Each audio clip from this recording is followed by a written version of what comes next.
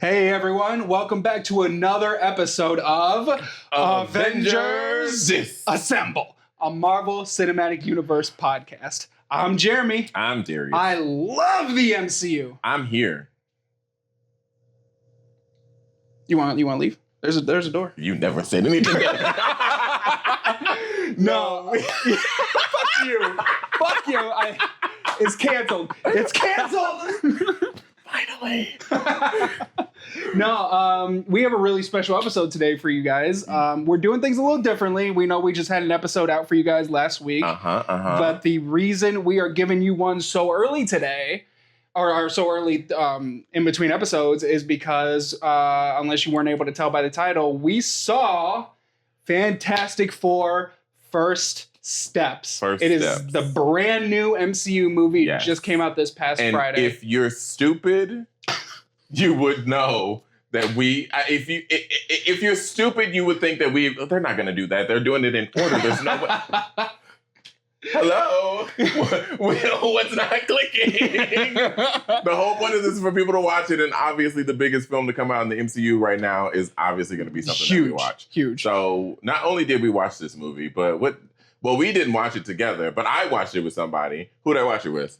Well, you watched it with a very special friend of ours. He is our guest. We have our first guest on our podcast today. This is really exciting. He's a very, very, very dear friend of ours. Yeah.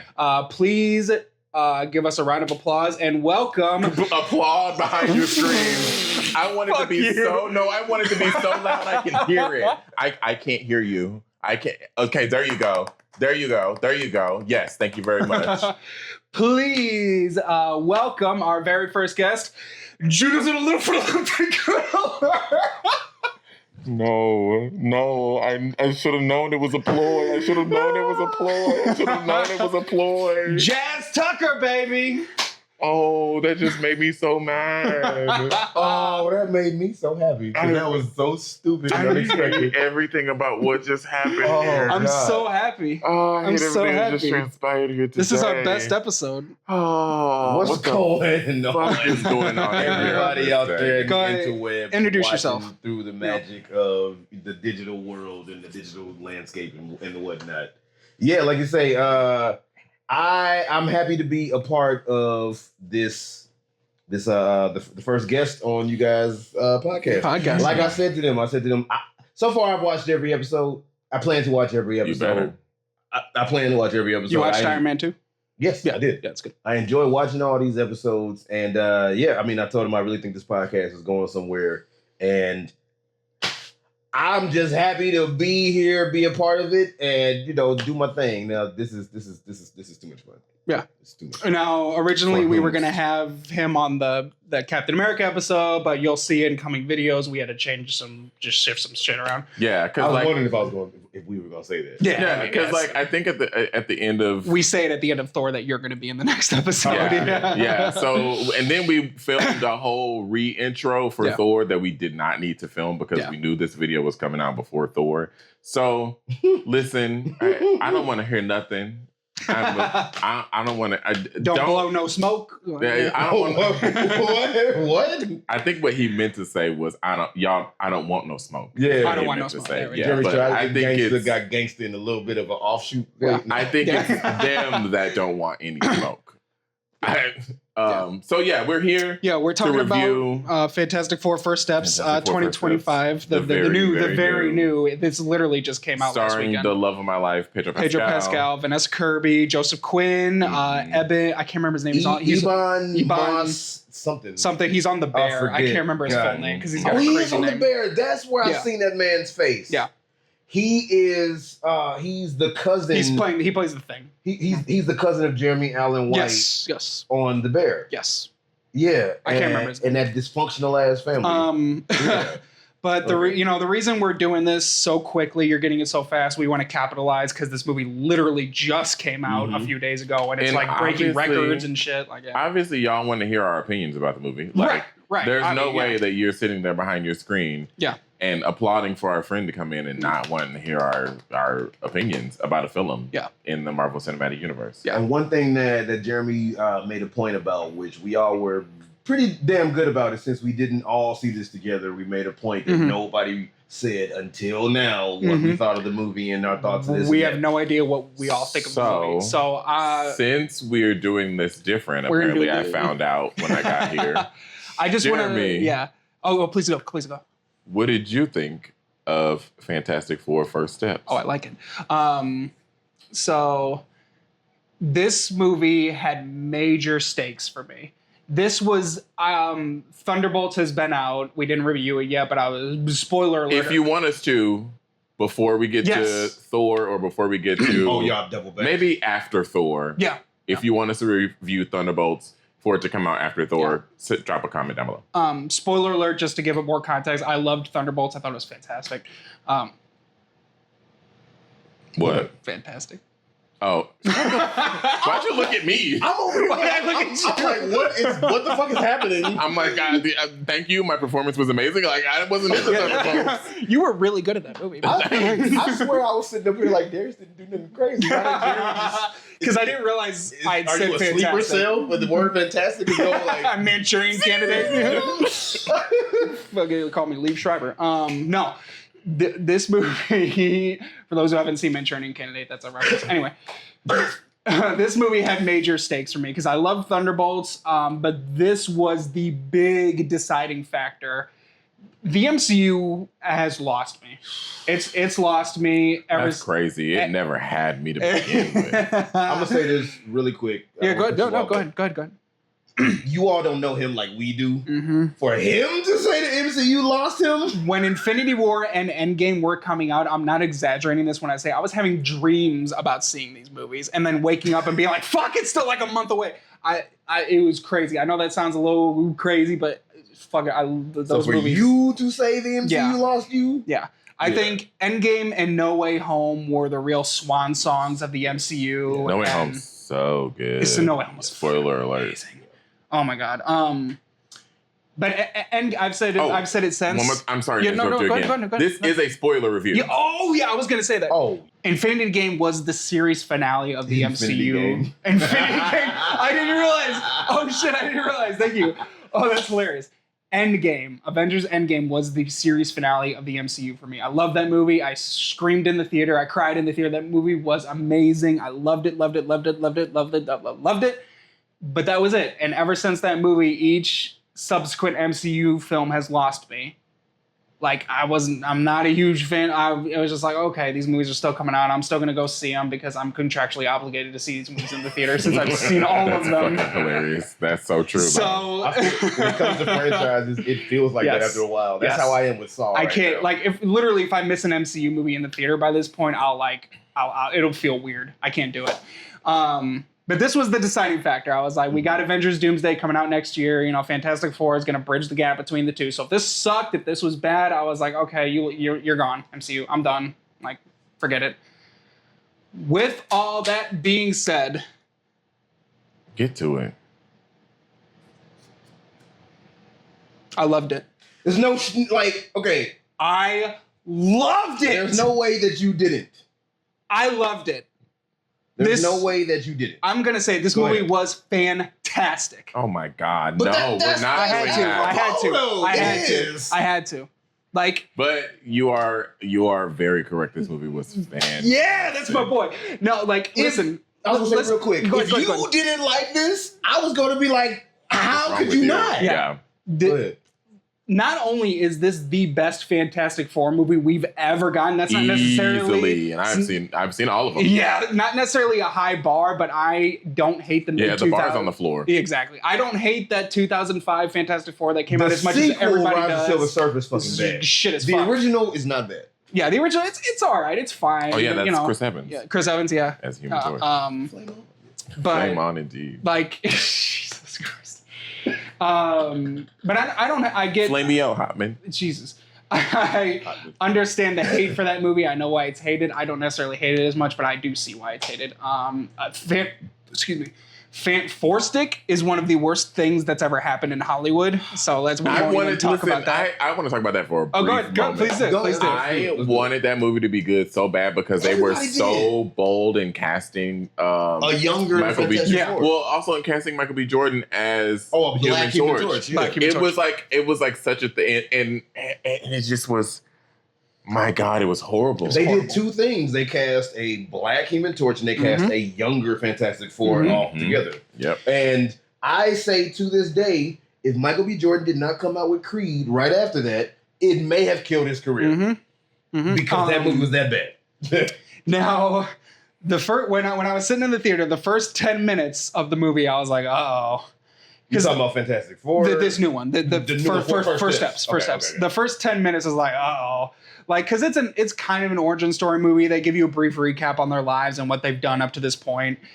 It just felt a little messy to me. It felt kind of shoved in all at once. And it was just. I also wholeheartedly disagree with that. Really? One of the things I said to Ronnie when I got home. I was like, the thing it did best, outside of being a really good movie, being very well written and acted, the thing it did best was it gave the backstory without taking up an hour of the movie to give the backstory. And I do agree with that. It was like, here's what happened. Here's how we got here. Boom. And I was like, yes. Part of it probably was my theater experience because it took a good 10, 15 minutes for everybody in the theater to like sit their ass down and like, because people were still walking in and like, that's annoying. And they were talking. Did you go to AMC? No, I went to Ronnie's. Damn it. Because everybody was like, "Is this my seat?" They were talking like, "Is this my seat?" I think that's my seat. It's like, so that definitely probably ruined the experience a little bit. I mean, I'd have to rewatch it, but the first 10 minutes, I don't know, it just felt like okay, we're introducing the characters, but it just felt like a slideshow, which is fine. See, yeah. If I could, go ahead, please do. I think that worked because they were doing before we really got to the nitty gritty of what the movie was. I even at one point when it got going, I leaned over to Derek and said, "And now time for the plot." Because it really got going. Yes. But I took it as they were going for that 60s, 70s camp early on. So they were like, "We're gonna go 60s, 70s camp all together. Look at the nuclear family with superpowers." Yeah. And then they were like, "We're going to montage in the whole 60s, 70s montagey way." And so I thought that they were like, they were playing up the joke of it's a 60s, 70s movie. Yeah. Look how much everyone loves the Fantastic Four. Yeah. Yay. But in a fun way, I thought. And I also felt like it brought them into the MCU without beating you over the head that this is another movie in the MCU. Right. Without beating you over the head that giving each character a moment. They gave each character a moment to shine, but they didn't overdo it. Like they didn't. One thing that I felt like Fant-Four-Stick did really wrong was the way they introduced them getting their powers. In this movie, they already have them. They already have the powers. Yeah. They already have been saving the world. I do like so that. We get a Fantastic Four that's more matured into who they are. Exactly. And then they even did a flashback, so it wasn't like, well, how'd they get it? Exactly. They showed they went and got them. Look, everybody. It was exquisite. It was. I thought it was done. I just want to say too, I really like that this wasn't just an origin story movie. Yep. Yeah. Like they're already established within their world because it takes place in an alternate timeline. Yep. Because it's not the MCU timeline. It's like Earth 828, I think they say at the beginning. I think it's 848. 840, something like that. Something like that, yeah. But so it's an alternate timeline, and the look, the feel, the costume, the aesthetic of the movie was amazing. Of the movie. Every time they cut to like those ABC like news programs and stuff, it was like, this is fucking awesome. Were we in the fucking 60s? Like it looked amazing. The aesthetics were beautiful. The costume was beautiful. I saw this movie in IMAX, so when it was that like little box on the screen, like an old fashioned like TV screen, it looked really cool on the IMAX screen because it looked like so old fashioned. I said, look at the border that they showed to make it look like an old frayed film. It was, gosh, the look, the feel, the amount of money they had to put into the budget for this has to be in the 500, 600 million. Oh, yeah, I'm sure. At least. I'm sure. And another thing, and this is, I think, something I said with a film that a review that y'all haven't seen yet, but they did such a good job of incorporating the futuristic elements with that 60s. This man is teleporting eggs. and wearing like a fucking a pea coat and like his hair is coiffed. The aesthetic was so strong and it didn't take away from the fact that this is an alternate timeline. And also, what a hell of a way to set up an alternate timeline in utilizing the multiverse that they've already established to so good. Introduce the Fantastic Four. It's great. Like it's really I told amazing. y'all, I wrote down just a few notes, and one of the first thing I wrote on my note, which is what we're already basically saying, but I said this movie was not just what. And shout out to the motorcycle outside. This movie is not just what an MCU movie should be. I think this is what a movie should be. Yeah. Oh, 100%. And From start to finish, everything about this movie I thought was on point. Yeah. Nothing felt forced. Amazing. The chemistry between the cast. And let me talk What about the fuck? that was the best part of the movie. Yeah, they're fighting Galactus. Yeah, the big CGI. That was great. That was great. But amazing. Their banter and their relationship, their chemistry. I mean, they seem like people who have known each other since they were little. Oh my god! Babies. Yes. I remember. It's unbelievable. We had kind of been talking about when the movie was coming. One of the first things that we said was, they need to feel like a family. Yes. And they feel like a family. They feel like a family. I really there's a small little scene where the Thing and Johnny are sitting there, and Reed Richards and Sue Storm are outside because they're talking about their baby and everything, and the Thing and Johnny are sitting in their room, and it's like, you should go check on him. Hey man, thanks for go checking on him. Yeah, thank you for go checking on him. Like, it's just that little banter back and forth. I was like, this is it, man. Yeah, then she popped up on the bed the whole time, like, you guys, goddamn it. And it's like, that's what I needed, man. Like, it was so good. And it wasn't just it the chemistry everybody had felt like, okay, with him, he's the best friend. Yeah. Okay, but they're brother and sister. Yeah. But it felt like, okay, it wasn't the same amount of chemistry with them. Their connections were real, and the chemistry made sense for the relationship. Yeah, that was the one thing. And that's another thing that I'll say that made this movie good, that the MCU has done a little bit more lately, although it may be too late, but this may revive it, who knows, is it's putting heart into their movies. Yeah, which was this sorely like missing. A family. Sorely missing. I think what they're doing is they're making movies, and they're not making superhero They're not making movies. That's true too. And as that's someone who, my biggest critique of these movies is all like, of course, that's what y'all come for. You come for a superhero movie. You come for punchy, fight CGI. Which there is. There is some of that in this movie, and it is good. But as someone who doesn't care necessarily that much about that, if you're trying to get my gay dollars, you got to give me something more. Like, you got to give me. Yeah, no, you're right. You make a movie first, and then and then you add the superhero elements to that's it. That's another thing that made this movie good.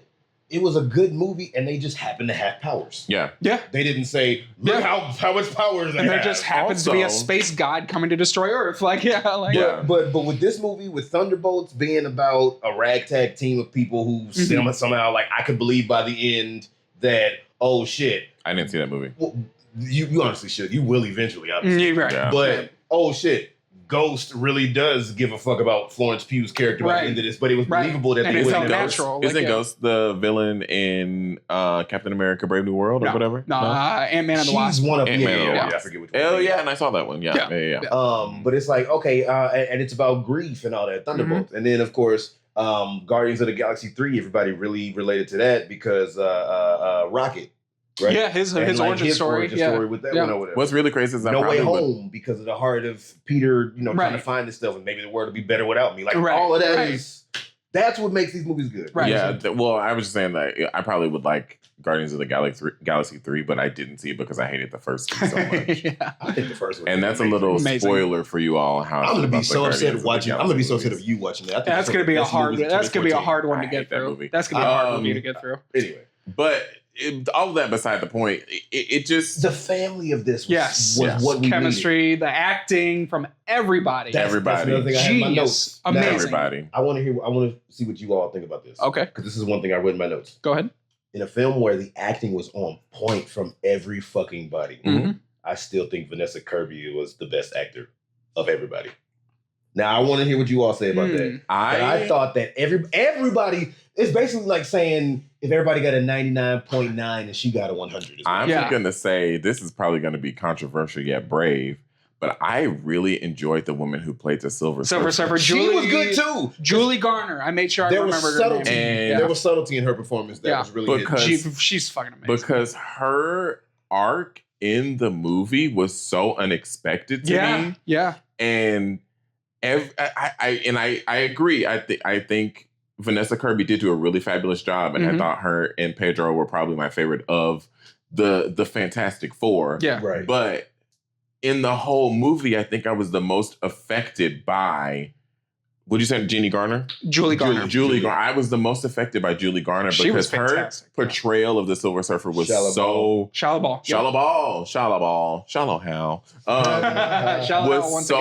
It was so raw and emotional for this person who's supposed to be. It was so the scene, and when she comes, I'm sorry, I just gotta gush for a minute. Go ahead, please. When she comes in on that goddamn surfboard and says, "I herald his beginning. That was cool. I herald your end." I herald. And also, long ass. Can we just talk about the sound design of it? Oh, God. Her voice specifically sounded so alien yet so human. Metallic. At the same time. Metallic. Yes. Everything about the design of that character, the performance by Julie Garner. Everything about, I think that was, I'm getting chills right now thinking about it. I think that was my favorite performance. Her voice was very silvery. Yeah, I didn't know if you were being funny or not. I was being funny. Because you started off being serious. That's true, but you were being an asshole. It makes sense, and I'm mad because it makes sense. Because her voice had a very metallic sound to it. But if you talk about the sound design too, just in the what they did with the Thing's voice. Yeah. You know what I mean? Like, and him moving around, you can hear the rocks. Yeah. Every time because again, I saw this in IMAX. Every time Galactus spoke, it shook the theater. It was so fucking cool. The sound design, amazing. God, it's so good. Well, not that you have to pick, but do you have who you think was the best actor? And if you don't have an answer, then you don't. I don't necessarily do. I think they were all pretty equal. I mean, everybody was damn near. I love Pedro Pascal. I think he's fantastic. And the scene where spoiler. The scene where Sue dies and he's like trying to revive her and shit. God. That's the moment that won me over, and I was like, okay, Pedro's probably the best actor in the movie because that scene was just so fucking But what made me? I mean, throughout the movie, but what made me say that Vanessa was right before that was when she was giving it all she had. Yeah, to push Galactus into the portal.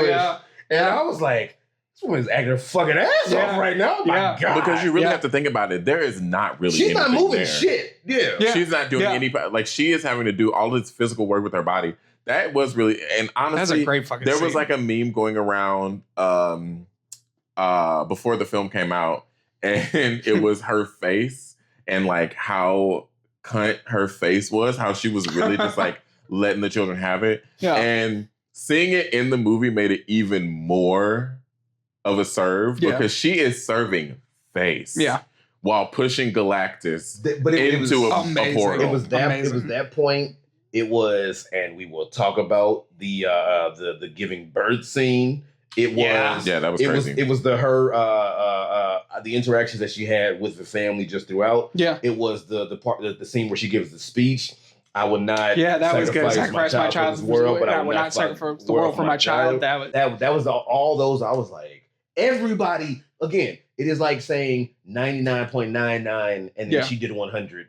What made her have the 100 was all of that. Yeah. I think the scene that convinced me that Pedro was the best was that scene where he's trying to resuscitate her because he was like, "Come on, baby, come on, baby," and it was just like, "Oh, that was so fucking good, dude." And again, that goes to the I believe their love. Yeah, they had amazing chemistry. Out of nowhere, I was like, "Oh no, he really loves somebody." I'm sorry, no, you weren't. I'm saying, and then you could believe that he's this quirky genius. But early on, she loves him for all his flaws. Yeah. Like, him being this weird quirky genius or whatever. And she they love each other. Yeah. Someone in my theater was bawling their eyes out when he was trying to like resuscitate her. Talk about some eyes bawling their eyes. I mean, it was like, dude, okay. I'll just say I didn't believe for a second that she was dead. I was like, no, she's coming back. I knew that, and I knew.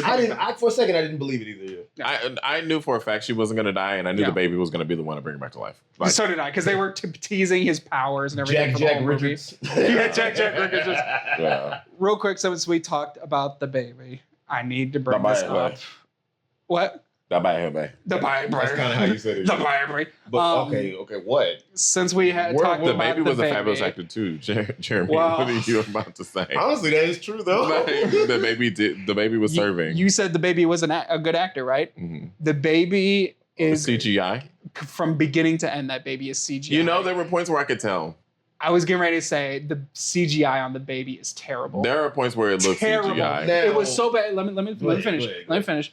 It was so bad that it legitimately took me out of the movie sometimes. Because I never got taken out of the movie. Because the scene again where he's trying to resuscitate her, she's not coming back, and then I'm like, okay, I'm really getting into the scene. This is really good, great acting. You know, I know she's not dead, but this is the tears and everything. Oh, it was so genius. And then they showed that CGI baby like reaching for his mother and stuff. And immediately, I'm not joking. Immediately it was like moment ruined.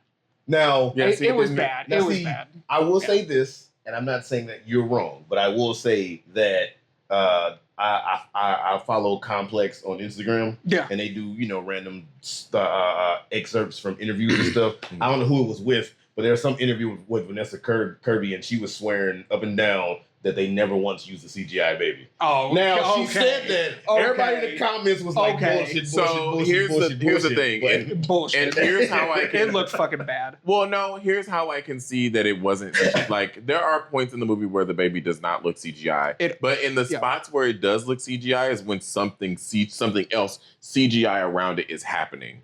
Like true. To me, and specifically in that end scene. Sorry, I'm like almost hitting you in the face. Specifically in that end scene, the baby is doing things that babies of that age don't do. Obviously. So they had to do. Obviously. So to me, it made sense. Of that age, a few months. right. Well, a year at that point because it had been a year. Yeah, because Galactus was coming. Oh no, it hadn't been a year yet. It was only a couple months. It's 4 years later. At the end at the end. Yeah. But a 6 to 7 month old baby is not going to be. Will be reaching and like not in the way that baby was like a 1-year-old. Right. Like my mom. Yeah, like right. realize like that baby had intelligence in his face. It was like my mom is dead. I'm about to go and wake her back the fuck up. Right. So in that moment, I can understand that because that was definitely fully CGI. There was no way a baby was doing that. But in other moments, like when she like lays the baby on the bed, that's she's a real baby. It, yeah. They did have an actual real baby to play it in. I don't know. It looked like CGI the whole time. Well, no. I know for a fact there was an actor, Ada Scott. Oh, really? His name is on now. Oh, okay. On, like the credits to play the baby. Now, I didn't know how much of a fraction of the film was a real person. I don't know. Yeah, but there is a baby that is credited. Okay, I didn't know that. Yes. I didn't know that. Okay. What was I gonna say? But this is one thing I'll say. No, you go ahead. That's one thing I'll say too about the acting of the 4-man cast too. Only one of them is American born. Yeah, that is so crazy to me. Yeah. How many people can come through? The thing? Yeah. He's born in New York. I was like, I know it's not Pedro. Pedro's Chilean, and then the other two, Joseph and Vanessa Kirby, are British. Yeah. So I was just like, how many actors come through? Yeah. In many movies, like you just had Wicked Cynthia Erivo again, right? Yeah. And they she could have had her accent for that. I don't know why they made her American. Like, let the lady have her accent. Honestly, that's a good point. Elphaba with an accent would have been kind of cunt.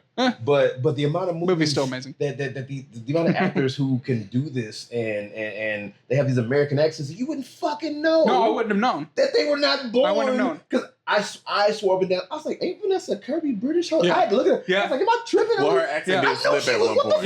Yeah. Her accent did slip a little bit. Now you said it did. I did not hear it. Joseph Quinn's, I don't think did it all though. Did you hear her accent slip? I don't remember. It slipped. There was like one. It was a very brief moment, but I was like, "This bitch ain't American." American. That ain't American. American. I really like the aspect of Johnny Storm was kind of a goofball, dumbass. Like he just acted goofy. He was supposed to be exactly. Mm-hmm. But then when it came down to it, he was willing to like sacrifice himself for that baby. Yeah. He led Shia LaBeouf into Times Square, like playing the messages from the other worlds and stuff to remind her. That was genius. I was like, yes, they're giving Johnny. They gave every member of the Fantastic Four something to do in the movie. Yeah. They didn't sideline anything. Hey, I'm the dumb young guy. Yeah, exactly. And something that made them human. And I think, exactly. Just like you said, Jazz, it brought heart to it. Made us give a damn about the people we were watching the movie. Yes, 100%. Now, I want to circle back real quick to bad CGI because there is a moment when they pull up, and it's early in the movie. I think it's before Galactus even gets there. It's early in the film, and they pull up and get out of the car, and the car opens up, and it's like so obviously CGI. I think I remember what you're talking about. They almost look like it was really, really I think bad. There were some CGI shots in the movie where it was like, okay, They never really messed up with their powers, though. Not at all. Their powers look like somebody in the world right now could really have that. The way Vanessa Kirby, when she turned invisible, it was great. Looked great. The way the light refracted through her body. Pedro Pascal and like the stretchiness and the way Since we're on that, can I say real quick? I'm sorry to interrupt you, but I wanted to say real quick, I love that, what'd you say? I said, no, you're not. I'm not. No, the way, because they show Pedro Pascal, like Reed Richards, like stretching, using his powers a couple times throughout the movie. But I love that they really highlighted that Reed Richards' superpower is his brain. His intelligence. Like, that's his super... He can stretch, cool, but his superpower is his intelligence. Yeah. And they kept that in the movie. I thought that was genius. Yeah, they didn't make his stretching seem cheesy like they did with Fant Four Stick. They didn't really even use it that much. No, and it made sense the way they use it. Like, the way... If a person who, had their powers for 4 years and had been practicing and doing whatever and saving the world, he looked comfortable with his powers, but also, like... When he would like land, he would like put a foot down first to like cushion his it's things that like little subtle details, physics things that a person that was that intelligent would just understand. Yeah. Yes. It was really great. Well, and then the story in and of itself, there were speaking of subtle things in the story, the way it was written. Like, I'm working on transporting this egg, and it didn't seem like forced when later on, how about is that crazy that we could teleport the entire world? Maybe. Yeah. But you saw that they're working on that. At the end of the movie where Johnny Storm is like, I'm going to sacrifice myself for my nephew. Yeah, tell Franklin Uncle Johnny loves him. Yeah. But early on, he was talking about possible sacrificing. No, you don't have to worry about that. Yeah. So it was believable later on that he would do that. So all this stuff, they planted these seeds. Yeah. So when they did it later, you were like, oh, well, that was in them to do that. Yeah. But we got to talk about Galactus. We talked about it for a second. We got to talk about fucking Galactus. Rise of the Silver fucking Surfer. What the fuck? Go ahead, Jeremy. I am a major Galactus fan. I've always, every time he showed up in the comic books, I was like, fuck, Galactus here is, yes, fuck yes. Rise of the Silver Surfer made me want to slit the wrists of anybody who wrote that movie because they turned him into a space fart cloud, and I thought that was ridiculous. It was a blinking cloud. Have you seen that shit? It's fucking stupid. I think I saw the first Fantastic Four, but I didn't see that one. We'll have to show you after this is over what they made Galactus and Rise of the Silver Surfer. Big yikes. Pathetic. It was a cloud that blinked whenever he talked. He didn't even talk. He didn't talk. He didn't talk. No, he didn't say one word throughout the whole movie. There you go. Never mind. You would know. But he's a fucking cloud. Yeah. Wow. And I was like, we're never going to get a good Galactus on screen, whatever. Fantastic Four First Steps, Galactus is the main bad guy. Okay, whatever. The second this man shows up on screen, I fucking shit myself. They nailed Galactus. That's Galactus. His size, his voice, the look, the costuming, when he jumps down off his chair and like the ocean, like it causes a tsunami in the city. Amazing! They nailed Galactus. And thank you. And they showed this. What was even better, I thought, was a nice little subtle thing they did when he looks at the Statue of Liberty, so you can see the scale of how big he is compared to the Statue of Liberty. When they first show him, and I'll let you go after this. Yeah, go ahead. I'm sorry. Fuck my drag, I guess. I didn't mean it like that. It's okay. Fuck you. I don't have opinions. Go ahead. I didn't say it like that. Fuck you. No, when he first shows up on screen and it's real dark, and then all of a sudden you just see the eyes glow, and then you see the ship of Galactus. Amazing. Anyway, I just had to say that. Oh, it's my turn. Okay. The other part, no. Can I just say something that's really silly and stupid and is totally? I can't wait to hear this. Oh boy. Oh boy. I have always thought that Galactus just looks a little silly. And he does the big helmet and shit. He's fucking huge with the curved horn thingy. And listen, when he jumped onto the earth and like jumped into the. I was like, look at this kid jumping in the pool. That was good. Surprised he didn't tuck his leg. Like Galactus has just kind of always looked a little silly to me, and like in this movie, while he was imposing and they did a really good job, he still just looked kind of silly to me. That's funny. I like can't take him like if I was fighting him, I'm like this big and he's like standing like this tall. I'd be like, you just look so silly. I will say this because when you say he did a good job, he looked like you pull him out the comic. If Definitely. you've seen the cartoon look of Galactus. Yes. So, but no, he is. That is funny. He's always looked like all that. purple and blue and like shit. why is his like outfit such a serve? Like why is he wearing purple? Like that is some shit that like a drag queen would be like, oh, like wait, bitch, you okay. Why? Yes. You kind of ate that up, girl. The bodysuit, the body is tea. The body is tea, Galactus. But how you get your eyes to glow like that? Right. The purple contacts is giving. Now it's giving. Let's talk about what is, in my opinion, you guys might agree, the far and away best scene in the entire movie, the black hole fight. No, you don't agree? Was that the induced labor scene? Yeah, when she's giving birth and they're fighting against I put that in my notes. When the surfer's chasing them, they're around the black hole. They're fighting the surfer. He induces labor. Exactly. Oh my god. When they're he going into labor right now. Breathe with me, baby. Breathe with me. I'm telling you, that's what made me be like, yeah. They're getting away from the Silver Surfer. They're fighting against the black hole. She's giving birth at the same time. I was like, this is fucking intense. That's what I put in my notes. It was so intense. I was on the edge of my seat. Say what you said after the scene ended. We saw it together. Oh yes. The second they finally got away and she gives birth and all that. This is how you know I'm probably the most unserious person on the planet Earth. Okay, I loved this movie. But as it is with most Marvel movies, he wasn't joking what he said. There was just a point where I can't, that scene was very intense. I enjoyed it very much. It's beautiful. It is not my favorite scene in the movie, but it's like very high up there. But after she gives birth to the baby, I lean over to Jazz and go, why the fuck was I pushing? Because it's super fucking intense. I literally was sitting in the theater like... And then I said, wait, you be here for real? You really say, yeah. I was that's because we were sitting on the edge, and our theater was not surprisingly empty, but like there was no one else in the theater. We saw it like 10 in the morning. Yeah, there was no one else in the theater. The Galleria, which is why the Galleria is on its last legs. I'm not giving away my best kept secret, but there's not a lot of people there usually at any time. It's on its last legs. But 10 in the morning. Yeah. So I had my foot up on the side, and I was like. And I was like, wait a minute, what the fuck am I? Franklin. No, like I said, I took a few notes so I wouldn't forget or whatever because I knew it'd be a day. And I put that scene down. That scene was he induces labor. Give me your kid. They say no. They go, like you said, they go on the run. Which is crazy that he induced her labor like right, that. with his eyes like right. That's fucked up. It showed how real powerful and scary he was. I was like, he could just do have that. A baby, and she was like, and then they hurry up and help her out, like you say. Silver Surfer's like right on their fucking heels. Yeah.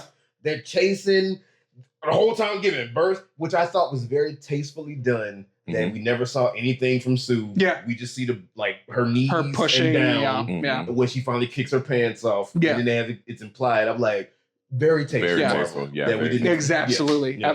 Well, what I really liked about that scene too is when they go into hyperspeed in their ship and it's all like warped and everything. When they start shooting at her and the beams are like bending because they're in the beams are bending. Speed. What am I supposed to do? That was awesome. I was like, this is such good attention to detail. He had to learn how to bend the beam to get her right. Yeah. Because the space nerd in me was like freaking out because I was like, oh my god, that was fucking awesome. And like when they get to the black hole and there's like the accretion disk and like all the stuff is in the horizon and like all of my science knowledge was like, I know what they're doing. When they appeared in the black hole, and I was like, where's Matthew McConaughey? Interstellar. Oh, I haven't seen it. Okay, well, never mind. My brother keeps telling me I need to see that. It's amazing. Seen it either, so. Yeah. I mean, shoot. How about the fact that you want to talk about attention to detail with comic type stuff? They put Johnny in the missile control area so he could shoot flames. Yeah. They put Sue over in a spot where she could make the whole ship invisible. Yep. I was like, damn. This bitch made the ship invisible giving birth. She was like, she's crowned and then she said, hold up. yeah. It's like just for 30 seconds. No wonder Reed wanted to marry this woman. Right. Listen. She's giving full labor. Can we also talk about the moment where Reed is like testing her? He's trying to test the baby again, and she like makes just her stomach Oh invisible yeah, you so can he see can the baby. Yeah, that was cool. That was I'm sorry, cool. that would have freaked me out a little bit. I'd have been like, whoa, bitch, where your stomach go? And I'm like, oh right. But it was like such a dope moment, and the CGI was really beautiful. Like it just major. Were you about to say something? Oh, was good. Okay. Because I'm about to change the subject. If you want to stay on subject. Well, I was going to slightly change something. Okay. Well, I was just going to say a major problem I have with this movie. Maybe you guys can help with it. It's not really a problem. It's just a moment where I was just like, why? Okay. And maybe you guys can change my mind too. I don't even know. Maybe I'm not thinking about it right. But so Galactus is coming to Earth. He's coming to take their baby Franklin to sate his hunger so he can live on forever. Apparently he's got so much power in him that it'll be enough. Feed him forever. Mm-hmm. And he's going to destroy Earth when he gets there, obviously, because he's like, fuck y'all. Mm-hmm. So Reed's plan is to basically move the Earth into another solar system so Galactus wouldn't be able to find them for millions and millions of years. Mm-hmm. And, of course, obviously it doesn't work.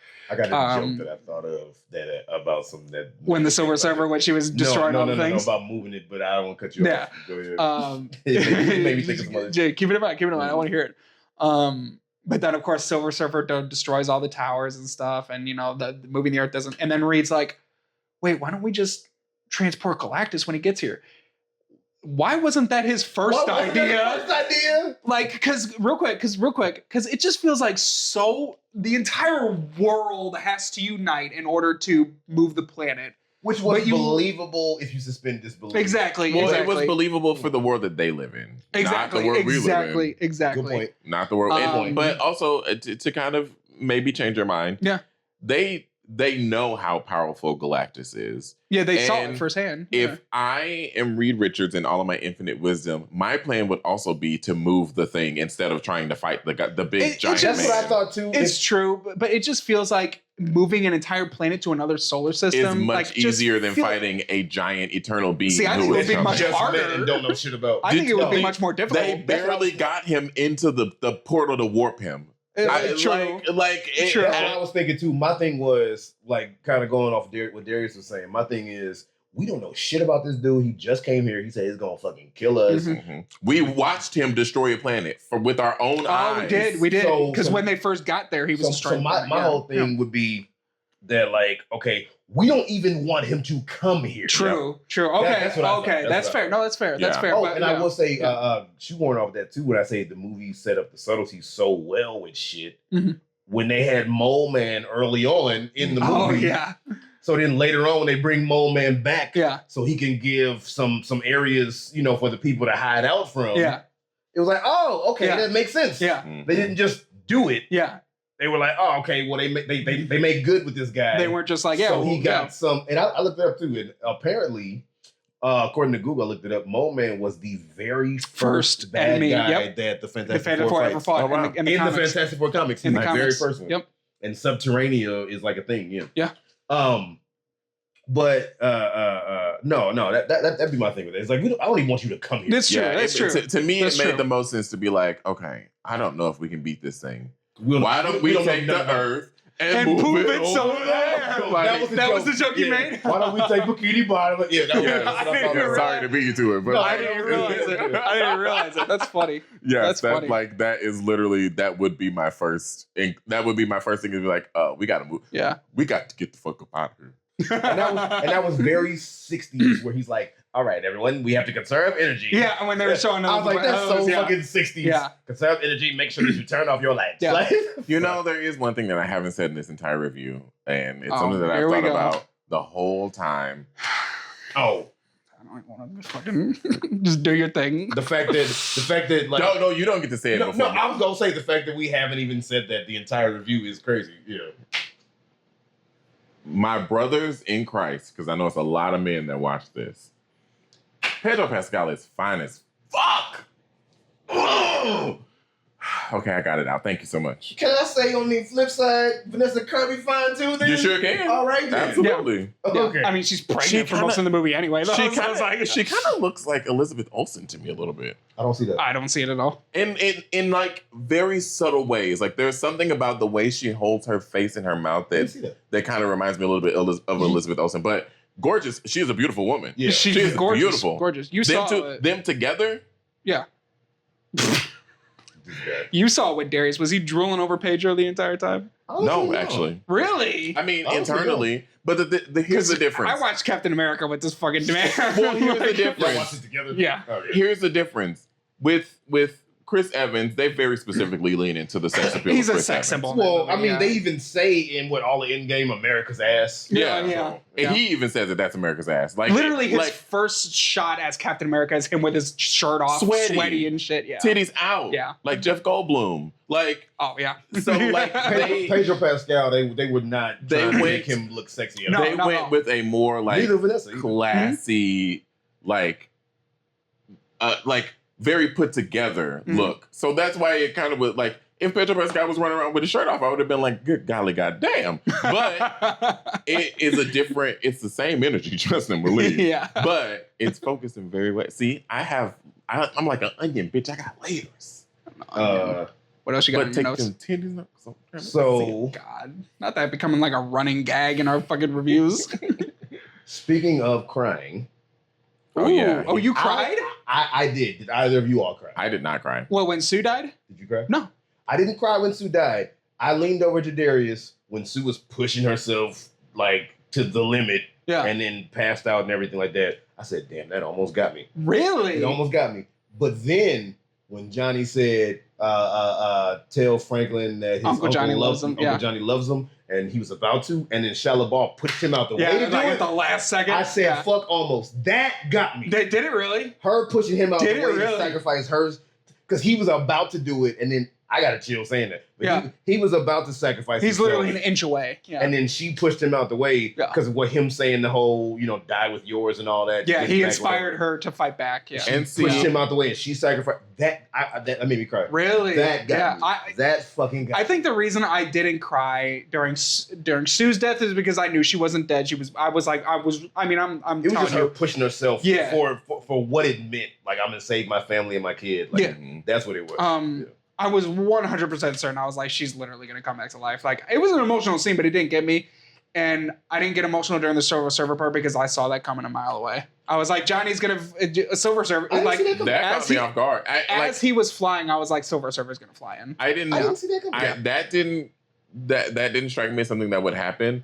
But I just knew that he wasn't going to die. I knew he wasn't going to. They're not going to kill off any of the four in their first big movie. Yeah, I knew he wasn't going to be going in the first movie, but I didn't see her stopping him to sacrifice herself. Yeah. To me, my favorite scene in the movie was yours. Yeah.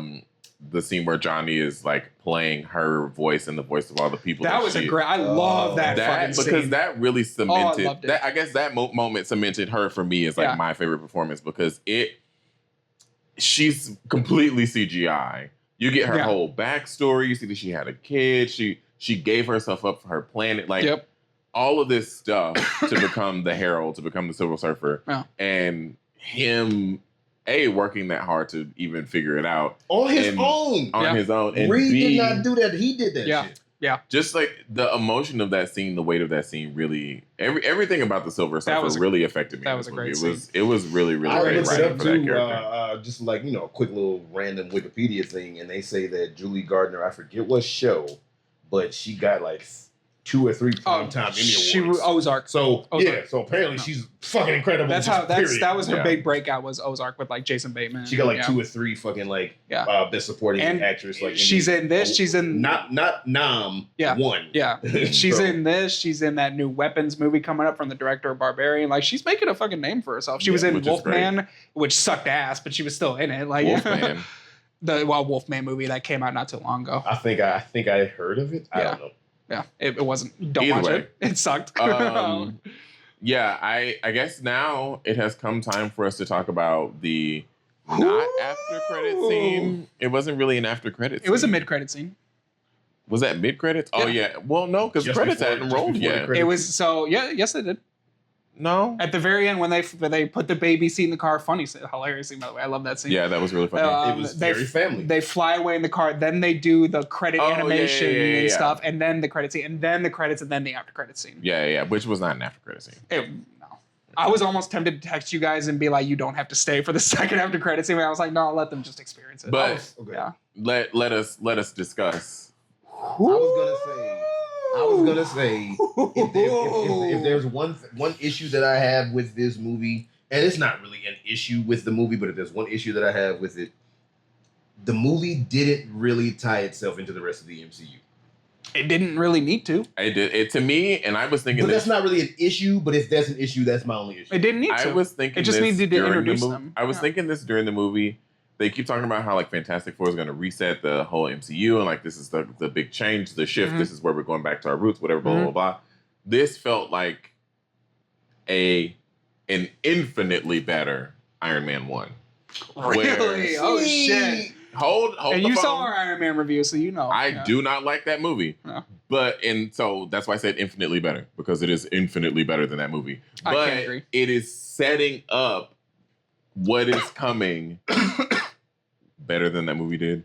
They were just getting started. It was their first movie, Darius. That's what I'm saying. Like anyway, that movie we're not discussing that movie. Is not good. The more I think about it, I fought with them. Trust me, I know. I watched. The more I think about it, the more I'm like, I am mad. I watched that movie. But this movie felt like it's doing what they intended with Iron Man 1, which is to completely set up something brand new. Yeah. And to me, I like the direction that it's heading. This is an amazing direction. I think especially with, we all know that Victor Doom is the like big bad of Fantastic Four. Just to say it, you kind of just say it, but just to say it, we finally get our official look as Doctor Doom in the mid-credit scene of this movie. And do y'all think that was really RDJ, or y'all think it was just a stunt double? Apparently the director, I don't. The director said that was RDJ on set, but if it was, they would have showed him. It's not RDJ. No, they wouldn't have, because they know what they're doing. Bullshit. No, that's bullshit. No, the way this movie was, the way this movie was filmed, and what they did with the writing of this film, they would not have shown Robert Downey Jr.'s face. They should have. If it was him, they should have. Why not? No, because they don't need it.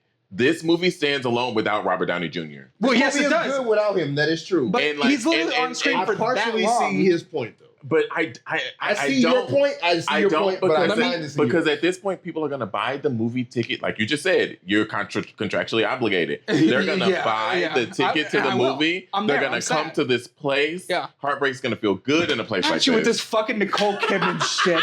Stupid ass bullshit. You see, I watch every video. Like, it is...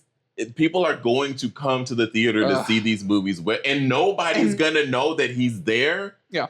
Until the end of the movie, there's no point for them to show him. There's no point for them to show his face. We already know that it's going to be him. Let me say, even if it was Robert Downey Jr., I don't care what anybody says. I don't think that was him on set. Even though they didn't show him, I want to reiterate, that was a great mid-credit scene. Oh, yeah. That was fucking, when she walks in and you just see hold your thoughts. When she walks in, you just see the green cloak and he's holding his mask and like Franklin's like touching his face. I was like, there he is! I was like, yes! The baby kind of looked like Children of the Corn. The fuck? The 4-year-old. Have y'all seen Children of the Corn? No, I haven't. It's just random. This is random. Wait, is it Children of the Corn or Children of the Damned? Is that the one with the little blonde kids that had the telekinetic power? Was Children of the Damned? I have corn with it in the cornfield. The cornfield, the Stephen King movie. Yeah. He looked like Children of the Corn. He was a little scary for me, but now that's what they call it, the cornfield. Yeah. You can ask either of them, especially Jazz, because I've talked to you about this many times. It would have been the biggest missed opportunity in the entire MCU if they just didn't mention or show Doctor Doom in all in this movie. Yeah, that would be fucking I was like, stupid. what the show Doctor Doom. So that would be stupid. When the mid-credits scene started and Sue Storm started to heard somebody, she starts walking in slowly. I was like, here, this is it. Some dude in my theater, when they showed the green cloak, he went, oh my God! And like out loud. It was fucking awesome. It was a great mid-credit scene. I love that we finally got to see Doctor Doom, even though we didn't see like much of him. He's there. Like it's great. You have opinions. I had no I didn't hate it. Like, oh, how could you? That was bad. Thought it was cool. I just thought it was cool. I don't know what I wanted, but I wanted more. They're not going to show him like at his full power or anything. Because the biggest thing is, especially if you pay. Now, this is the one thing that a lot of people like you. Maybe even you, early on when they were having the United Nations or whatever thing with all the people. Latveria was missing. Okay, so you gave me a nod earlier that the motherfucker's going to show up. anything about fucking the Fantastic Four, Doom is the big bad. Mm-hmm. Outside of the bubble of this film, if I've been paying a fucking attention to all the shit behind the scenes, Dr. Doom is gonna be the main person in the shit with the MCU, period. I know Dr. Doom is the guy. So basically, that's just like being like, I don't know, if I'm watching, if I watch a Scream movie and the whole time I don't see Ghostface and at the end I see a fucking Scream mask. It's like, well, no shit. So that's kind of how I feel. It's like, so what would you rather them just not show I knew he was gonna be there. Would you rather them just not done anything? No, But didn't they do the same thing with Thanos? They 100% did, because all he did was turn around, you saw his face, and he smiled. That was it. We didn't know it was gonna be everybody. Thanos. I'm sorry. I'm sorry. No, you didn't. Well, that didn't. That could be true. That could be true. No, there's no could be. That is, I knew that it was going to be that Thanos was the big bad. Because it's the Infinity Saga. Like that's what they were setting up the whole time. What I mean is. What do you mean is? What? Yes, please get to it. Fuck you. It'd be like watching the whole Batman movie and they talk. They show you some of Scarecrow and they might show you Clayface and then oh shit, they show you the Joker's cane. It's like. But they did in Batman because they showed Joker's card at the end. Well, they did. Yeah, they did. You are not winning this argument. That's a bad example. God, fuck you too. Why are you screaming? Fuck you too. I'm on your side. That's actually really good. That's actually a really good point. And the way they did it in Batman Begins, was actually really good too. So that's a bad example. You are not winning this argument, Jazz. I guess the point I'm making is I knew Doom was coming, so show Doom, but do a little bit more. I don't know. I knew Doom was coming, so why not just not show him? No, I'm not saying don't show. I never said don't show him. It is like the argument you're making though, Jazz. They don't is like have you to do really anything with him, Jazz. It's like I guess I want him to do. I don't know what I want him to do. You're gonna see what he can do when Avengers Doomsday comes out. I want him to do more than to just have a mask and be like, here. I'm doing this for the camera, but yeah. So, when Avengers came out and Thanos did did you want more from that? What I mean, though, for real, is like up until that. Answer my question. What I mean is, up until that point, it was like we knew to do. I don't know, man. Yeah, I wanted Doom. You are so full of shit. I wanted Doom to be in the movie. I had no let me say a problem. I didn't think it was bad what they did with the after credits or mid credit scene. I didn't think it was bad.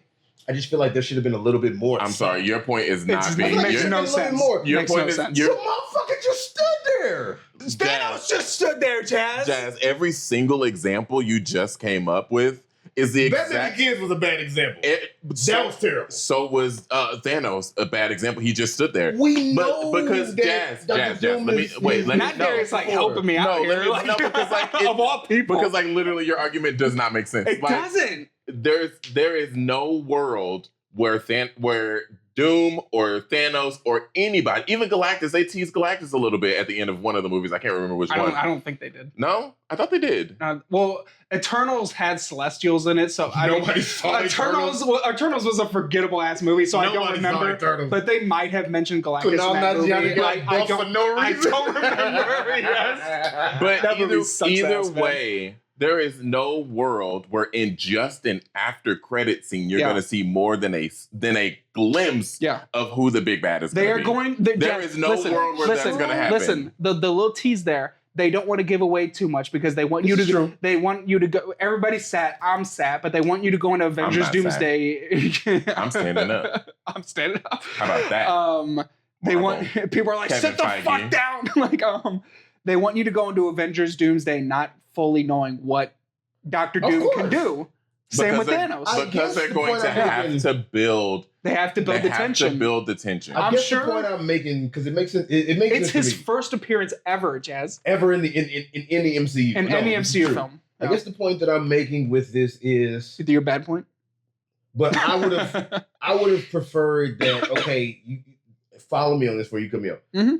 I would have preferred okay, we know Doom is going to be here, so you could show me his cloak, show me his mask. But if you're going to show him, you can show me signs of him.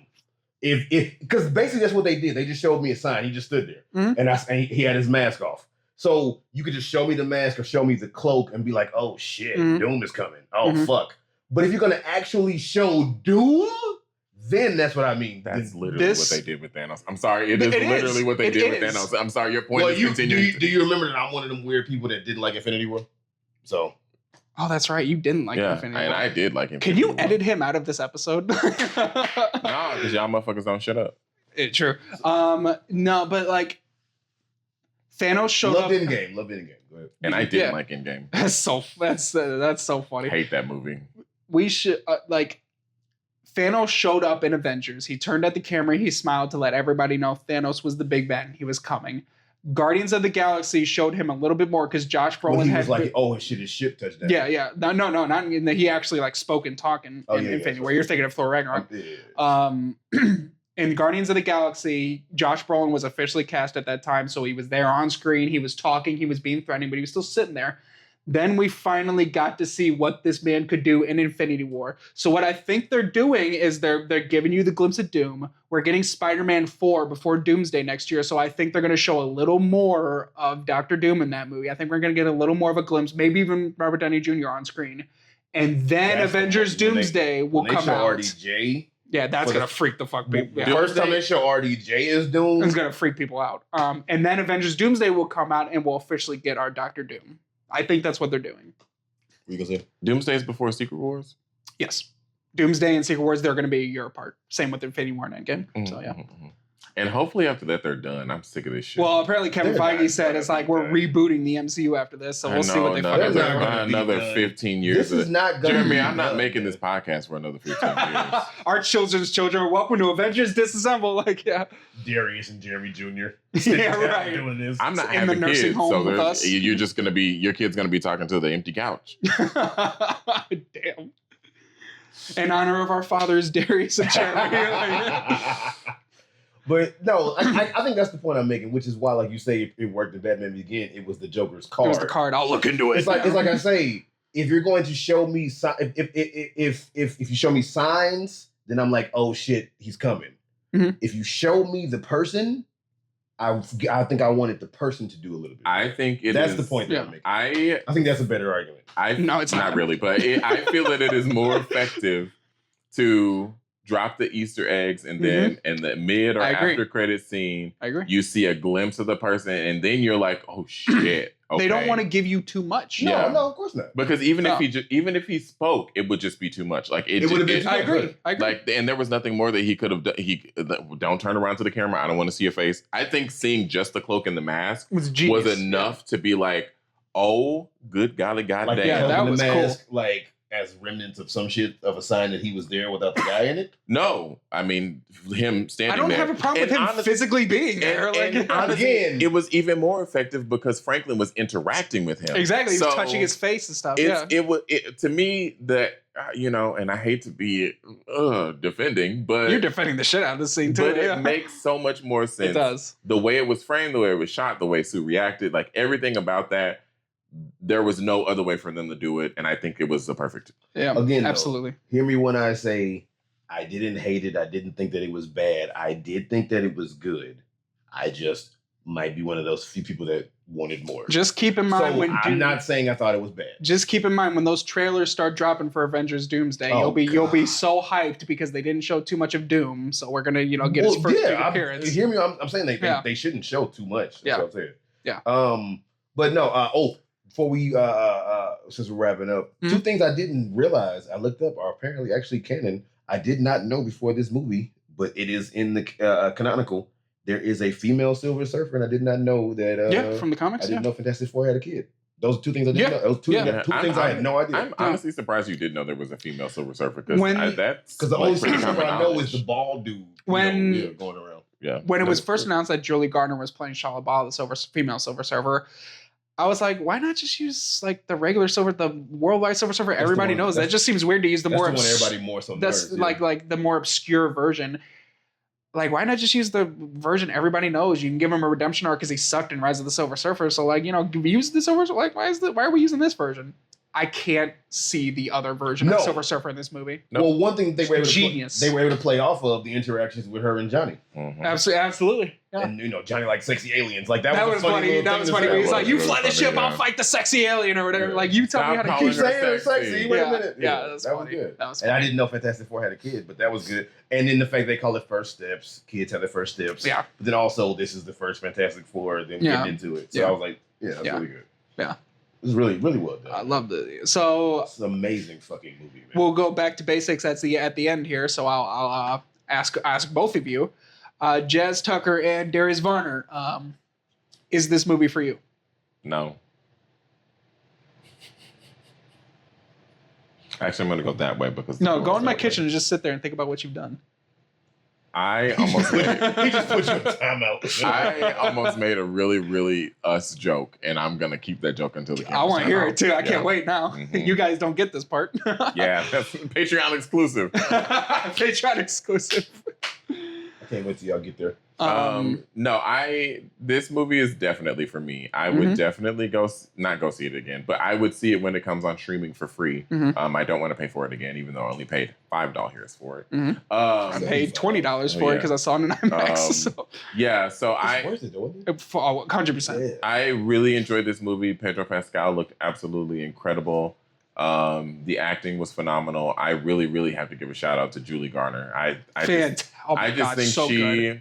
So good. I was already sold on the movie, but her portrayal of Shia LaBeouf was it was impeccable. Like there is not a single flaw I can find in the delivery she gave. And yeah, it is.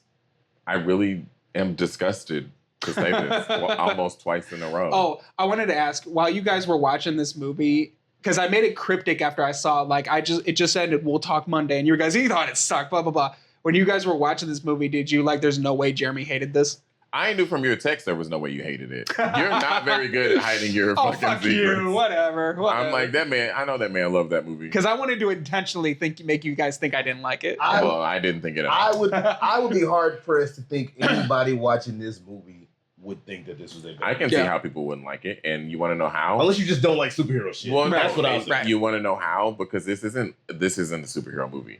And that's why I like it so much. Because it's not a typical Marvel movie. Yeah. This feels like if there was no big CGI fight at the end and it ended with something completely different, it would still be a good movie. Yeah. Kind of like what I was saying with Guardians 3 and Thunderbolts and this. Sure, I have not seen either of those movies, but I'm saying is you would like what you say. It's like they're making movies first with people who happen to have power. Yeah. Yep. If you like this, I'm convinced you'll like Thunderbolts. Yeah. We'll see. Yeah. So is this movie for you, Jess? Man, like I say, if either of y'all didn't like this movie, I would be so shocked. This movie is for me. I loved this movie. We're actors, so of course we look at stuff a little bit harder than other people. I love not just the acting and not just the story and the subtleties of it, but the costuming, the setting, the CGI, the sound design, the music, the music, everything. Oh wait, I can't. Sorry, copyright. Everything about this movie was just on point. Can we talk about the fact that I'm over here looking at old girl, like according to the costume design and everything like that. I'm looking at old girl like, wait a minute, where have I seen her before? There's just like, that's Natasha Lyonne. I was like, yes, it is. What the fuck? Yeah, that was her. I forgot that was her because they showed her name in the credits. I was like, wait, that's Natasha Lyonne. I was really surprised. So just everything about this, they did kind of waste her though.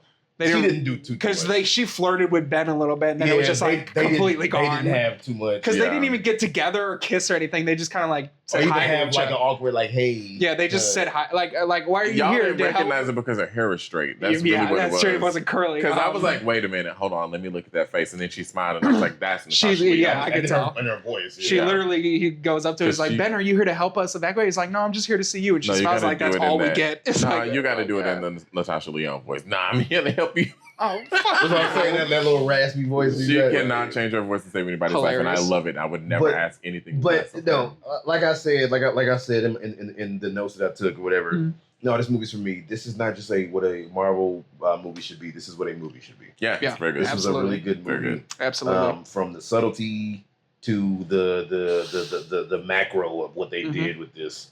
I would watch this movie again in the theater and pay another ticket for it. No, but will I? Because I can't remember the last movie I bought a ticket for twice. But will I watch this again more than once at home? Oh, yeah, absolutely. Yeah, it's one that I would put on. Absolutely. It's one that I would put on. This movie works so well in a bubble, let alone in the MCU itself. Yeah, it just works. If you just cut out the mid-credits here, it works as its own standalone movie completely. And then I will say again, acting on point from everybody, but I thought Vanessa Kirby, oh my God.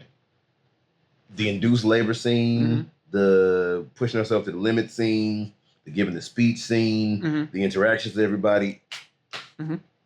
Jeremy, is this movie for you? Yes, absolutely. Like I said, this movie had the highest stakes because this was the deciding factor for me if the MCU could like draw me back in. And it's getting me back. These Thunderbolts and Fantastic Four First Steps reminded me why I fell in love with the MCU in the first place. Part of me kind of wishes you hated it, so we didn't have to keep watching this. No, within like I said, as soon as like the plot got started, I was like, oh, I'm in. Yes, thank you. Thank you, Kevin Feige. Yes. It had me in like the first like 10 or 15 minutes. I was like, this is not and I want to reiterate again from what I said at the beginning of the review. I didn't hate the first 10 or 15 minutes at all. I was just a little bit like, okay, like, maybe when the story gets started, I'll get more into it, but it's started off a little shaky here. I didn't hate it. It just felt a little weird to me, but absolutely. And like I said, seeing this movie in IMAX when just Galactus was like walking around the city and you just... I could imagine seeing this in IMAX. Like, he picked up the dirt and smelled it. Yeah, that was kind of funny. That was kind of funny. It smelled like bitch in here. Because Johnny even like looked at him and went... I said to Darius when he did that, I said, it smells like teenagers. I forgot about that. Oh, that's amazing. He is definitely giving Ivan Ooze and all that purple. Being purple and shit. Yeah. Honestly. When he did that, I said, smells like teenagers. Now I can't unsee that. But when it would just like, when he would walk through this city and you saw it from like his point, like his head was on the... Seeing that in IMAX was just like, it almost like took me back. Like, I need to look away for a second because it was just like so huge. Like the scale of it was like they nailed it. Oh, the director, Matt, I'm sorry if I'm messing up his name, Matt Shackman, just nailed the scale. He shocked you, man. He shocked me. Matt Shackman shocked me. He nailed the scale of Galactus. Thank you. Absolutely, this movie's for me. I loved it. I can't wait to see the new Avengers and the Fantastic Four pop back up in Avengers Doomsday because I'm sold on these new characters. Love it. Yes. Thank you, Kevin Feige. One thing that I'll ask real quickly, y'all, too, since this is not in movies that have been out for years, but the new MCU, is now that we kind of maybe know where it's going, Thunderbolts being as good as it was, it didn't save the MCU. Nobody saw it. Because I don't think Thunderbolts was epic enough. It wasn't like huge, but it wasn't trying to be. It was trying to be a personal story. But I'm saying I think that's why. Now this movie being on that having heart and whatever feel and being big and huge and epic, black holes, giant gods. Do you think this can save the MCU? Yes, absolutely. I hope not. Absolutely. No, I'm kidding. I think I have because Thunderbolts said we're not going to be epic. We're just going to have a good story. Yeah, great. And nobody gave a shit about because it was good. Yeah, right. It's a shame. It's an amazing movie. Right. This is a good story, epic movie. When asking me that, because whenever we would bring up Avengers Doomsday before this movie, I'd be like, we'll see. I have faith, but we'll see. I have all the faith in the world that Avengers Doomsday is going to be amazing now. And when I say save the MCU, I mean like it'll not just be good, but it'll bring people back. Oh, I think so. Okay. I think this definitely will draw people back. I think it will. I think people from word of mouth are going to go see First Steps. We've all wanted to see the Fantastic Four in the MCU for a long time. Forever. This is true. That's the Fantastic Four and the X-Men are the two that everybody's wanting to see. And not just that, we wanted a good Fantastic Four movie. Just in general, a good Fantastic Four movie. Because I can't call the 2005 one good. The Jessica Alba one is not bad. Don't say Jessica Alba because she's fucking awful. Jessica Alba's not a terrible actor. Jessica Alba's a terrible actor. I like Jessica Alba. Both of you. I'm not saying Jessica Alba's like Denzel Washington, Viola Davis level. No. But she's not terrible. No, she's pretty bad. I disagree. She's pretty bad. I think she's very good. Funny. She's better than Scarlett Johansson. Oh shit! I don't know if I agree with that. Oh shit! But- Well, you saw Iron Man 2 review, so you saw him go in on Scarlet. Yeah. I didn't go in on her, but You went pretty. I didn't go in on her. Dude, have you seen Marriage Story? That's my answer to that. Oh, she's amazing. No, but Marriage I've Story. seen clips of it, and I'm not convinced. But we're good. Anyway, we're not here to talk about Jessica Alba, Scarlett Johansson. Yeah. I think this is gonna Can bring you say people can it back. bring people back to it? I don't. With how much I liked it, I don't know. It does because it doesn't feel like a Marvel movie to me. It's kind of hard for you to say though because you've never been into the MCU like Yeah, I don't Jess give and a I fuck. have. Like, Yeah. so it's hard for you to I'm answer like, that. Yeah. I don't know. This was a good movie. I hope people go out and see the movie. But Yeah. like, do I think it's going to revitalize the whole franchise? It could. I'll ask you this. I'll ask you a different question then. I already know the answer. Your question you're going to ask me. And the answer is no. But go ahead. I don't even please. know what he's about to ask you. After this movie, is some part of you looking forward to Avengers Doomsday? No. You knew he was gonna say that? Yes. I don't Not give a fuck. even a little? No. Oh. Like After we just argued about the mid-credit scene, he's not looking forward to shit. right. Here's the thing. Spider-Man 4 is going to be amazing. All of the Spider-Mans have We been haven't amazing. seen Tom Holland in the MCU since No No Way Way Home. Home. What the fuck are they Yeah. doing? Yeah. That's a whole different thing. What the fuck Yeah. are y'all doing? Yeah. One of your biggest stars from this shit. Well, Anyway, Okay. it doesn't make any sense. It doesn't make any sense that Tom Holland hasn't been there, but okay. Fucking crazy. I forgot what I was even gonna say. About I got left are to you, attend. is some part of you, is that some part fucked of me you up. looking forward to Doomsday? Oh no. And I say that because while I did enjoy this movie, and while I have personally enjoyed some of the later MCU films more than other people, like I really, really liked Multiverse of Madness. Yeah. I thought that movie was great. You are liking more of these I fell movies than I asleep on thought you would, like going into this. Well, Yeah. What are we at so far? 4? Yeah. Out of how many? I just realized Like Fantastic Four is our 30-something, 40-something. fourth episode. Oh, that's sickening. I Oh, love that. Isn't that awesome? Oh, That's pretty that's good. so good. That's pretty that's good. cool. But y'all keep cutting me off. Oh my god. Are you looking forward to Are you looking Doomsday? forward to No. fucking Doomsday? God damn it. Here's the thing. And not in the way that I used to not give a fuck about these movies. Like in the past, like I didn't go see Thunderbolts because I was like, I have no reason to. There is no You with like 90% of the population. There Yeah, it is bombed, no emotional investment that I have in this series. Whether I like the movies or not, I just am kind of like watching them for the sake of watching them. Mhm. I'm not like, oh my God, I gotta see. Now, when we get to X-Men, I'm fucking sad. Yeah. I love X-Men. Well, that'll be our kind of branching off in the podcast because those aren't officially MCU. But I mean, like when the X-Men, when they because they're show up. coming. Yeah. When the X-Men come to the MCU, and they're showing up in and Doomsday. the only way, Yeah. the only way that they can hook me with Marvel and X-Men is if they get Storm right. Yeah, you fucking love Storm. If they do me dirty again and give me the listen to me. I said this. Oh, I shit. said this to you in a review y'all haven't seen yet, Kevin Feige, whatever your fucking name is. Kevin Feige. If you don't cast Jodie Turner Smith, He told me from as- fucking he told me Queen this. and Slim? Yeah, he told me this. What? if you That don't would be cast really good. Jodie Turner That would be Smith really as good. Storm, I've been seeing the rumors. That other person that is rumored, she looks like she could do a good job. I never seen her, but she looks like she could do a good job. The only way y'all can get me is if you get Storm right. Then I will have emotional I would have investment. never thought about Queen and Slim. She's been in other stuff too. She's fabulous. She's But I'm just amazing. saying, yeah. And just her presence, just looking at an image of her, she is Storm secretly. Secretly. real life. Secretly. Danielle Detweiler? I don't know who that is. She was in Till.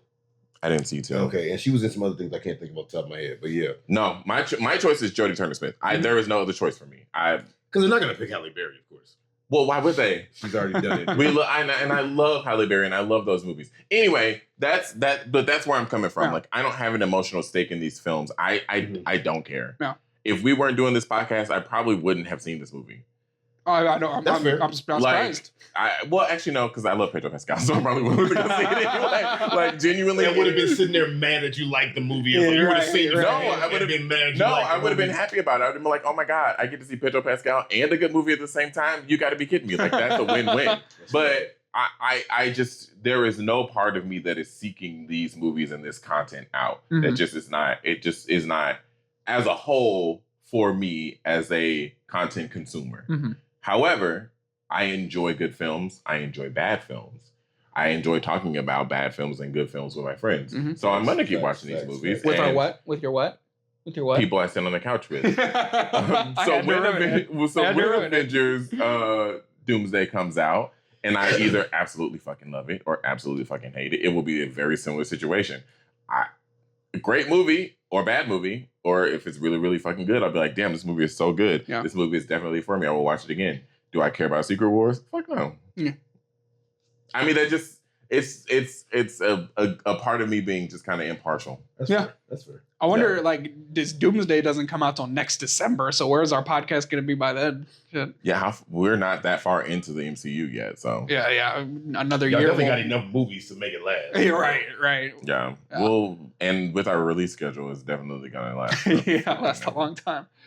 I mean, that's about all we got for you guys. Thanks for watching. Thank you, Jazz, for being our first guest on the show, man. Yeah. Pleasure's all mine, man. Like I said, thanks for watching our videos too, man. Thank you for keeping up on it. Like I said, it feels like a throwback to Sleep in the Third Row, which, I mean, for those of y'all who know, which I don't know how many of y'all out there know. But we talk about it. But it's like a throwback for the movie review show that we used to do. It really is. And it's just fun. Yeah, and it feels like old times. Sitting on the couch talking movies, fresh new movies with my friends, man. And then I've told y'all so many times, I don't want to come in here and make this like that. This is not my thing. This is y'all thing. Mm-hmm. I'm here to be a guest. I'm glad to be a guest. And man, it just, this podcast as a guest, as a watcher, I think this podcast has legs, and I mean, thank you. I'm biased because I know y'all, but legs from here to home world. I don't know what that is from. Neither do I. Yes. Yes. If you get that, comment down below. Legs from here to home. But no, I think this podcast definitely got some legs, got some trajectory. I'm biased because I know y'all, but it's fun. Thank you. Because y'all can agree on shit. I know we argue like fucking children, like right. Anyway. Thank you, man. Thank you. Thank you guys for watching. Let us know if you've seen it. Let us know. Yeah, watching and listening. Let us know if you've seen what you thought of Fantastic Four: First Steps. Like, are you planning on seeing it? Probably not anymore because we gave away the entire movie. But you should still go see it because it's really good. It's really fucking good. And we honestly didn't give away the whole movie. We hit some major plot points, but we didn't give away. Not the whole movie. And I think you will not get the same experience of seeing Galactus on the big screen if you're just watching it at home. So try your best to see it in the theater because I would agree with that. You feel the scale of Galactus in this movie. Going back to the movie theater. We need to save the movie theater. Come on, Tom Cruise. I cannot stress enough. Go to the movies. Yes. Go. It's a dying art. See the movies. Yeah. Stop waiting until it gets. And I know money is tight. Okay. Yeah. But go to a matinee. Yep. Go with a friend. Like you got time. It's and even if you like, I don't know why I didn't think about this until right now. But like, I am such an advocate for traditional media, for books and CDs and vinyl and going to the movies. It's nostalgic for me. My mom used to take me to the movies all the time. My mom and I still go to the movies together. I love going to the movies by myself to take in a film. It's so it just like kind of you just get to teleport away, and I don't get that same experience at home. Nicole Kidman is right. Heartbreak feels good in a place like who dresses like that to go to the movies? Like she's in all fucking get up and everything. Fucking sequin pants. I'm gonna start wearing to a an smart AMC suit to the theater film. too, of all things. But that's one thing the MCU is like doing. Some might say poorly lately, but the MCU is saying like, "Yo, see our movies in the theater. They're made whether you like them or not. The movies are made to be seen in the theater. They're made. Every MCU movie is made to be seen. Yeah, Thunderbolts, even as low stakes as it was meant to be seen in a theater. Yeah, please go to the theater. Please don't let movie theater. If y'all let movie theaters die, I'm coming after all of you. Tom Cruise helped save movie theaters when Top Gun Maverick came out because that was right after COVID and it made like over $1 billion. Do you know the only thing I know about that movie is the song Lady Gaga did for that movie is a masterpiece. That sounds right up your alley. Spoiler alert! If I ever review Top Gun Maverick, that movie's a masterpiece. I think it's a 10 out of. I think it's 10 out of 10. Good. That song is a masterpiece too. Back on screen. Absolutely. Hold my hand. That's a great song too. Hold my. She closed out the Chromatica Ball with it, and I did not like that song until I saw her perform it live, and then I was like, "Oh, this is what it was meant for." Yeah. Thank you guys for watching and listening. You know, we love you guys. Stay tuned for our next episode. We're going back to our regular release schedule following this, so you won't get an episode every week. Don't get used to it. You know you will not be getting an episode next week. You'll get an episode the week after, and that will be Thor, the first one. Wanting to say Thor: The Dark World, but it is not Thor: The Dark World. It is just Thor. So that'll be our next video coming up. Stay tuned for that. 2 weeks. 2 weeks. We will not have a person in between us. No, we've already filmed Thor, so yeah, the film's already filmed. Yeah. And it has an outro funny. Where we say that he's gonna be here. So veto that he's here right now. Yeah. Thanks so much for watching and listening. For watching, guys. Make sure you like, comment, subscribe, hit the notification bell so you get a notification every single time we post. We post every other week, like we just said. Go and follow us and subscribe and download and listen on Spotify. Yes, we are on Spotify. Yes, you can listen to us there. Even follow us on Facebook if you have a Facebook account. Yeah. And with all that being said, thank you for paying. Thank you for tuning in. Not yet. To another episode. Donate to Patreon. I mean, when y'all ready for it, let us know. Like we'll be there. You know what I'm saying? But yeah, thank you for tuning into another episode of Avengers Disassemble.